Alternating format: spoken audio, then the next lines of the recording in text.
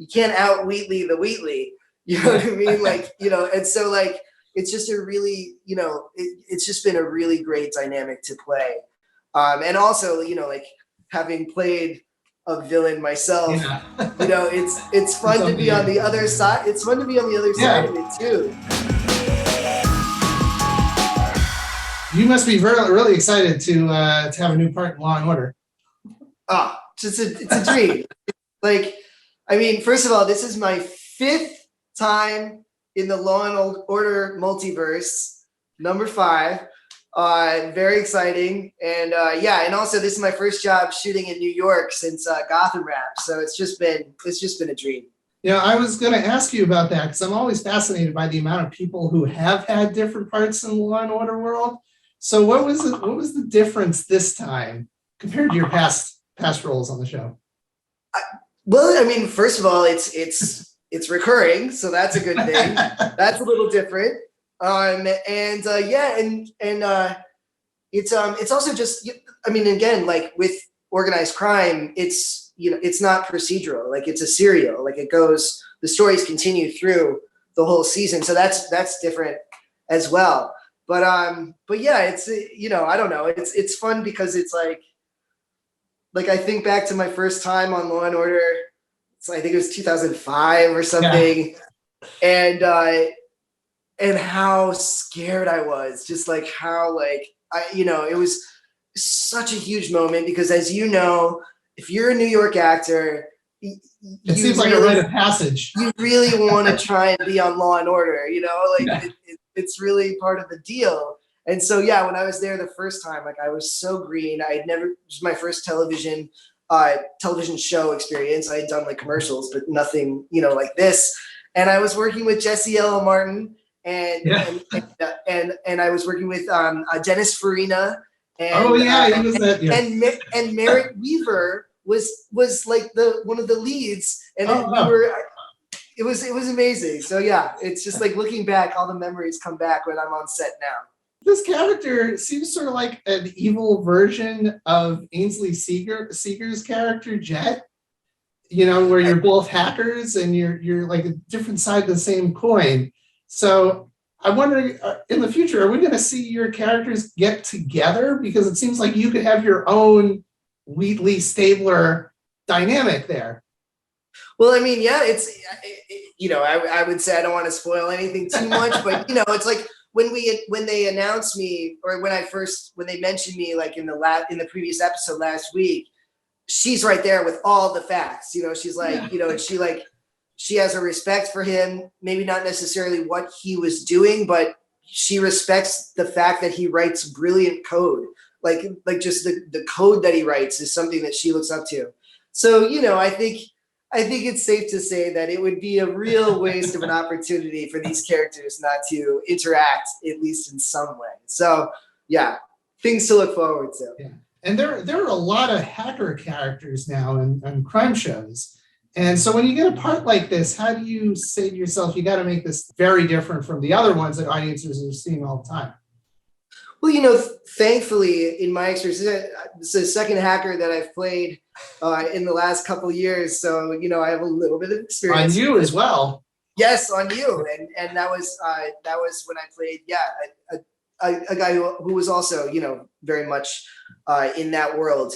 But you know what? Thankfully, the writing on this show, on organized crime, and the writing on you is just so brilliant. I just lean into the writing and you know, I've been lucky in that way, in that like the characters themselves have just sort of really been different, especially with organized crime. I mean, the difference there is that, like, you know, when the character was first described to me, the producer said Edward Snowden, and it's like that's wild. That's huge. Yeah. Like, you know, everyone knows who that is. He is notorious. Like, you know, he's everywhere, like, and nowhere at once. Like, you know, it's a very similar thing there. And so, like, you know, that's really the distinguishing thing about this character, is that the scale of what he's doing is massive. You know, like everyone who, you know, is in that world knows his name and has some kind of respect for him.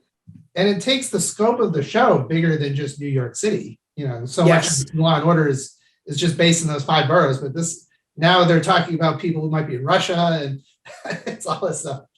Yeah. It's really great. And you get most of your scenes with Dylan McDermott, who has been like the vilest character on Law and Order in a long time. So what's it been? How hard is it to keep up with him when he's just so, evil? Oh, I mean, first of all, he's a wonderful guy. He's so generous and just fun to work with. Like he just, there's always a little bit of excitement because like he is ready to take the scene somewhere different. It's like, and that's just so fun because it really does feel like play. And like, so when I'm in a scene with him, our characters are so morally opposites. They are just so different in every possible way that, he gets all of this language, sort of like flowery language and stuff. And my character gives him nothing. You know what I mean? It's Yeah. a really fun dynamic because, you can't out Wheatley the Wheatley. You know what I mean? Like, and so like, it's just a really, it's just been a really great dynamic to play. And also, like having played a villain myself, it's fun to be on the other side. It's fun to be on the other side of it too, because like I had so many scenes on Gotham where like I would come in and I would have like, 100 lines, like of all the machinations. And the two shows are so vastly different. I mean, you on Gotham, it was like you're a monster every week, and now you're just a totally different character now. Yeah, it's fun, and that's as an actor, that's what you want. You want to be able to do different things and stretch and grow and show different facets. Like also just show different human beings, show the human experience in all its different ways, Because you're still a villain. You're just a different kind of villain, right? Yeah, I think McClane is very much an anti-hero. I mean, he really is a good person. Like he really wants to help people and he wants to do the right thing. And because of tragic experiences in his past with his family, like he ends up going down this road that there's no turning back from that once you go down that road. And so, it's great because there's a gentle kindness there with him. And again, that's part of that oppositeness from Richard Wheatley. That's so fun to play. Yeah. And have you had a chance to work with Christopher Meloni yet? Because he's another actor who's just like a total force. And the fun of organized crime has been seeing the two of them together. But you haven't been with Meloni yet in that seat yet. So, but have you had a chance to work with him? And has the rest of the cast been really welcoming to coming in at this point? Oh my gosh, yeah, everyone's been incredible. It's like Stabler's got his eye on McClane. It's only a matter of time until he gets him. I mean, that's just how it works, in this world. Yeah. So, and yes, I did. I have worked with him, and he is just like he's so he's so kind, and he's also just super focused and keeping the energy up, keeping the momentum going throughout the day, and at the same time, he's got a twinkle in his eye. Like he's got it's really inspiring to watch. And he's he's awesome. He's amazing. I have no words. And also, I mean, everyone else, Dylan, Danielle, fabulous.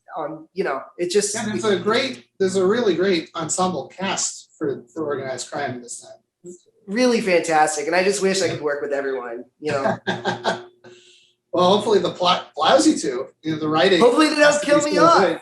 Yeah. Hopefully, I don't know yet. So we'll see. Yeah. And OC crosses over with SVU so often. And it was funny because your episode aired the same night that Donald Logue was back on SVU. So I don't know what to that is the biggest gift ever. It's just like my career has been so into like Donal Logue is the through line through all the biggest things that have ever happened to me. The first time I tested for a TV show, like to be a regular, was on Knights of Prosperity, which was Donal's show. I got to read with him. That was like the first time. Then the first show I ever like booked like as a series regular was Gotham with Donal Logue. Now we're in, as you know, it just. Are you hoping? Every job with Donal Logue, I would do it in a heartbeat. He's one of my favorite people in the world. Are you lobbying to get together so you can have a Gotham reunion? Oh, totally. You know it. Yeah. Absolutely. Yeah. Well, are you hoping that you get to work with Mariska Hargitay? You know, she's this giant now on television, and you know, hopefully you get to. Oh well, did you? Were you with her on the SVU episode that you did before? No, I was not. No. I did not work with Mariska on SVU. But yeah, but that would be incredible. Yeah. So before we go, you know, there's another person who's taking over Penguin, this Colin Farrell guy, who I guess is yeah.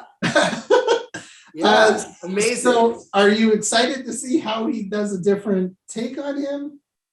Absolutely. I mean, it's the best thing about being part of this world that I still feel so it still doesn't feel real. Like, you know what I mean? Like to be, and also just to be mentioned in the same breath as Colin Farrell, and then sometimes Danny DeVito and Burgess Meredith. I mean, what an amazing club to be a part of. Holy crap.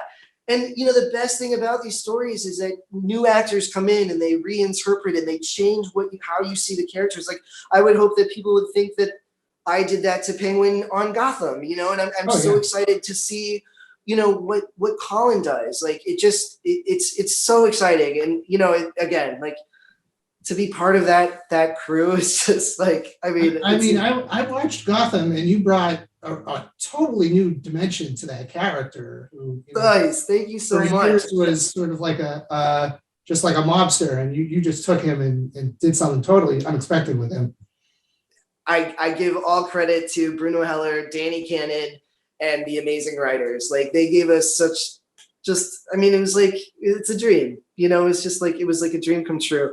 Yeah. Do you ever hope that you get a chance to do it again? You know, I would love to. But the only caveat would be that I would only have to be able to do it with everybody else from Gotham. Like, I could never do another show with a different Riddler. Like, if Corey Michael Smith isn't there, you know. Oh yeah. If Sean Pertwee isn't there as Alfred, you know, like everyone. Like, it just was that show was good because the people they put together were just so perfect and just clicked. We clicked with each other in just in profound ways. So yeah, my performance was good on that show. If it was good because of everybody else. Right. And you could probably say the same for you know, organized crime. It's such a team, you know, a team effort to bring that show. Absolutely. You know, and it's just so nice again to be back in New York, shooting here. Like, you know, and then with just people who have just genuine respect for each other, and then on top of it, to be doing it in this crazy time, to be working during a pandemic. Like, I just have so much respect for the crew that puts themselves out there, like, you know, every day, you know, to make this stuff happen. It's just really, it's awesome. Are we going to keep seeing throughout the rest of the season? We have yet to see. I don't know. I have to read the last episode that I'm in. And you know, hopefully it doesn't end with me getting a bullet between my eyes, but we shall see what Wheatley has in store for me.